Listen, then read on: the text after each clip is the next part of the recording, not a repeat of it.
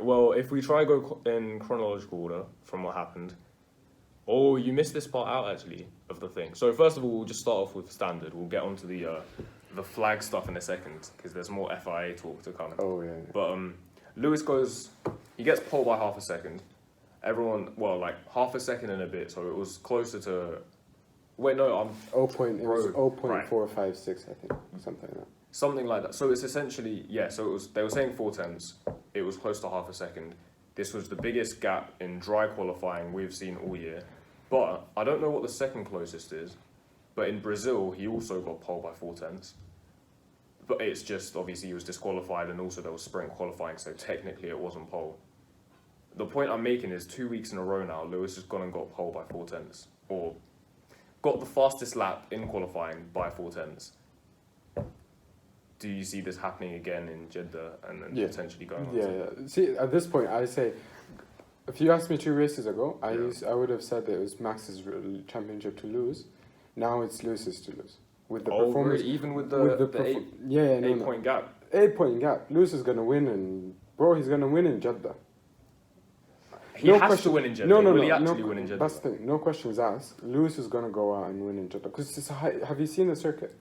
Yeah, I've seen the track. The track layout, like there are turns. Obviously, there are quite a few turns, quite a few more than like Qatar. Yeah, but it's the most on the circuit. It's like most on the calendar, like 24 corners or something. Yeah, but that's the thing. Like the whole thing is basically a straight. Like the corners are not like the corners like Monza essentially in terms of like, you count it as a corner, but it's not. Is it really? It's not like, long curves that are just essentially flat. It's like the parabolica at Monaco essentially, or like you have turn 1, parabolica 2. At Monza. You mean Curva Grande? You mean turn 3? Yeah, you have turn 3 and then you have the parabolica at the end. Parabolica is like fifth gear. It's slow. Yeah, I know what you mean. Yeah. But I mean it in terms of it's a soft corner. In terms of you still carry a lot of speed through these corners. And so it's going to favour more the cars that have less downforce and can go quicker. It's like Russia, the DRS straight in Russia going into the third sector. You know how it's like just a long left-hander? You mean like that? Like it's just easy. The last corner in Monaco before it come onto the straight? In Monaco? Yeah. Monza. You do mean Monza, yeah. That is classed as a corner. That's the parabolic, I think. Yeah, that one they do break a significant amount, but this one, you're right, it's just a weaving straight, isn't it? Exactly. You feel like in Saudi and like all the analysis and stuff is going to favor the cars with like higher engine performance essentially, which is Mercedes.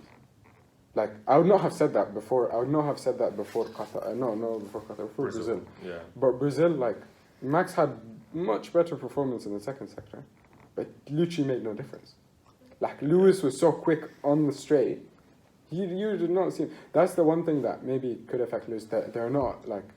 There's not that long straight that I had in Qatar. Like that's my issue with Qatar. The straight at the beginning was so long that it was boring. And that's the thing. Like once you've got into the midfield, there wasn't really a lot of overtaking because it's so difficult. Yeah. I felt so bad for Gasly. I don't want to get onto Gasly too soon, but qualified P4, moved up to P2 after the penalties, which we'll talk about in a second.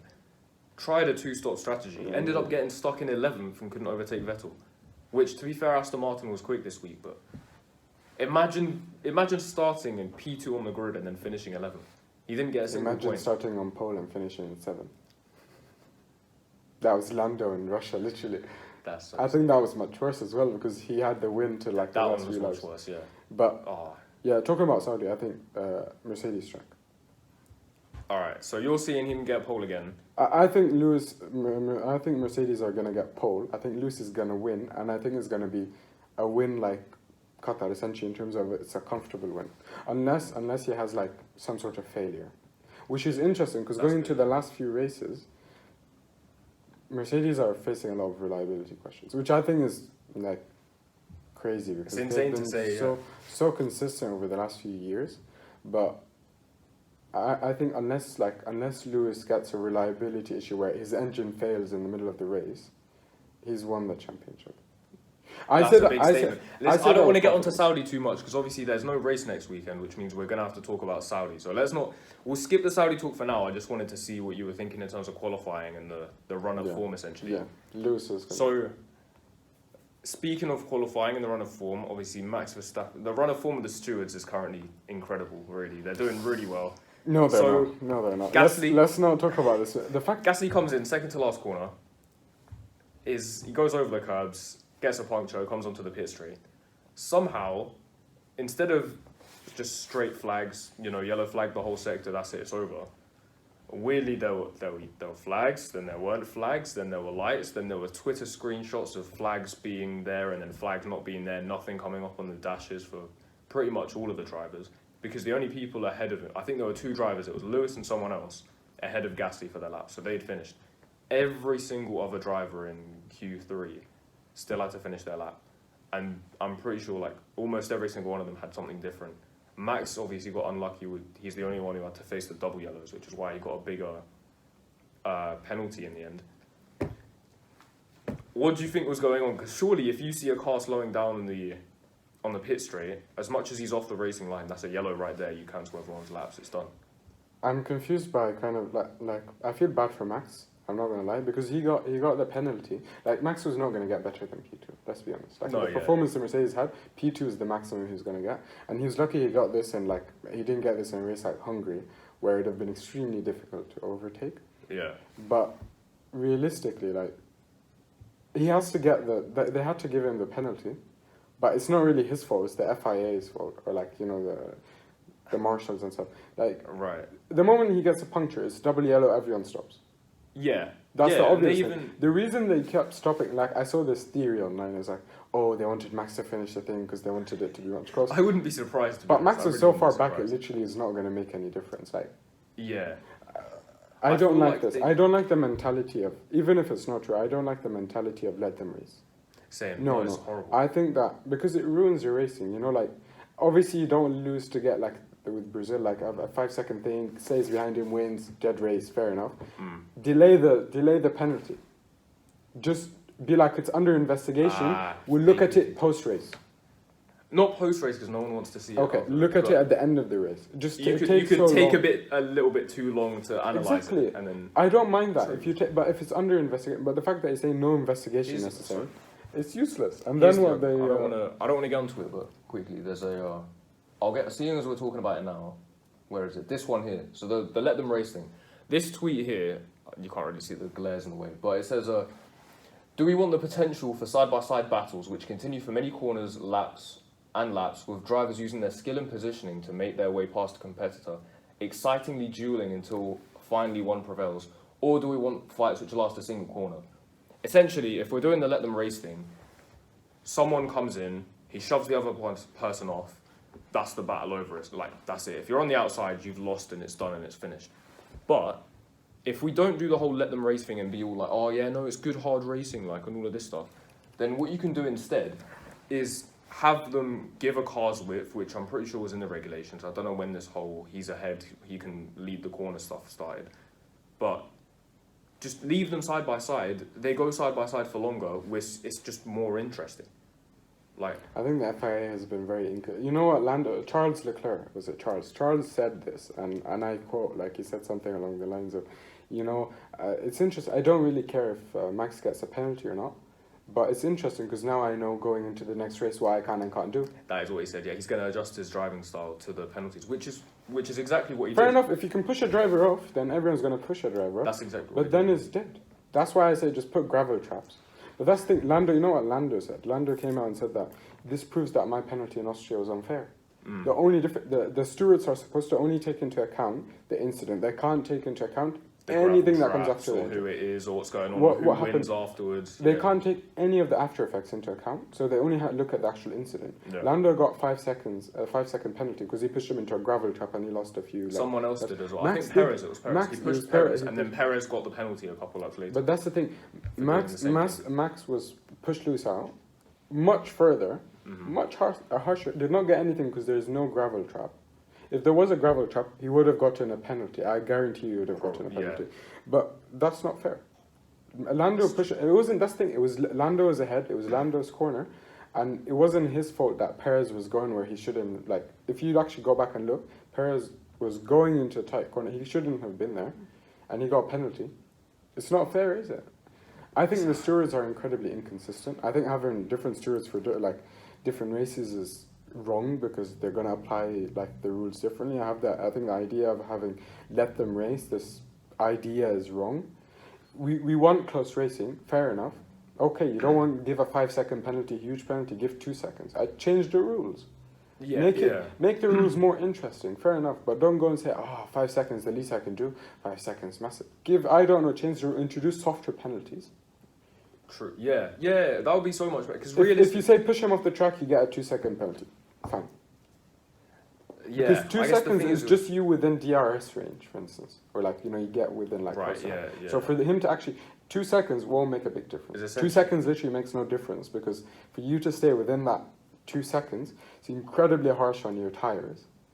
Yeah. And you're going to lose a lot of performance very quickly. So you're going to have to go for the overtaking move. So if 2 seconds is too extreme, 3 seconds. Three sounds like something they would do, but the problem with 3 is if they're not consistent with 5, they're not going to be consistent with 3. Because if they've got more options to give, they're going to be less... I don't know, it all depends. I feel like they're just very... They try too hard to keep it in a... So an example I gave to someone else for like football watchers, basically, or one I saw on Twitter, actually, it was essentially... It's the Champions League final, and then someone's done a stupid challenge, which is red card worthy.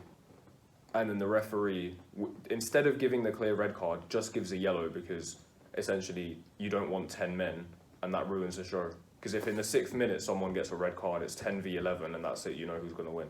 So they give a yellow card instead. That's just not allowed because it's stupid, it's a red cardable offence.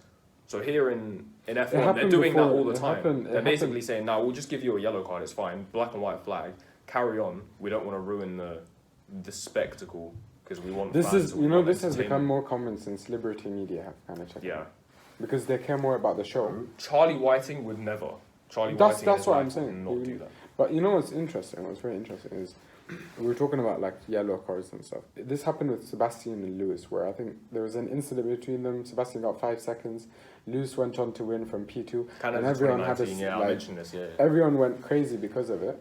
He won from seconds, a dead race, this. That's why I'm saying if you introduce a 3-second penalty, he has to overtake. He's not going to be able to stay within that gap. Maybe the new technical regulations is different, but I think the whole concept of let them race as a concept is just dead. It ruins the sport. It's ruining Formula 1. I don't think it would have been an issue if Max wasn't there. But Max has this idea where I'll force you off the track and I'll let you crash or whatever. Like this mentality where... No, even if you can see what he did in that like, this is the first time where Lewis has had a car with equal or more performance than Max arguably this year.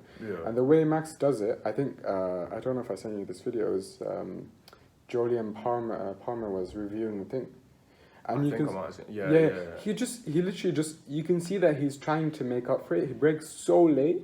And he's not going to be able to make the corner. Like, realistically, if he actually turns in more, like if his, the angles are higher, he's going to lose the rear and he's going to smack into Lewis. That already locks up badly and then he smacks into Lewis. That too, maybe, yeah. So realistically, what he did was not wrong, but it's out of desperation to keep the position. Not wrong in terms of, I'm not saying in terms of, he shouldn't get a penalty. I'm saying in terms of he's fighting his best to keep the position. But there was a penalty there. The fact, I think everyone, if they had not given a penalty, but it had been under investigation, I don't think it would have been as much of an issue. True, people wouldn't be as mad, but it's the fact that they didn't even care and they're like, no, let them race, there's nothing there. That just, because it's not like the stewards had a lot of incidents going on in the race. The stewards were called upon a few times during the race, so you're free, so have a look at it. Well, we've got to steer this back to Qatar real quick, because there's... As much as we went on to the flag talk, but it's just frustrating. We'll see. So surprisingly, they gave Max a penalty. I thought they would have tried to keep it. They gave Valtteri a penalty as well. They gave Valtteri a penalty as well. Interestingly, I heard Sainz didn't get a penalty, but when he lifted off after he got past Gasly. So he passed Gasly on the straight, then lifted off. So essentially, he's ruined not ruined, but he's defeated the point. He slowed down, he didn't get his lap, but he defeats the point of safety because he's sped past Gasly and then lifted off. But because he's lifted off, it's within the rules and he didn't get a penalty, so he finessed it there. Yeah, this is the point where I talk about the rules are not exactly the rules are not perfect, but the way you have different stewards who would have applied that differently. Yeah, some people. You did not lift off in terms of the car, because these are safety, like we can always talk about like the racing ones and pushing one off the track and stuff. When it comes to safety, there's no argument there. We've lost way too many drivers in F1 because safety has not been up to scratch. So the fact that he did not slow down, I think he should have had a penalty. You did not slow down before the car.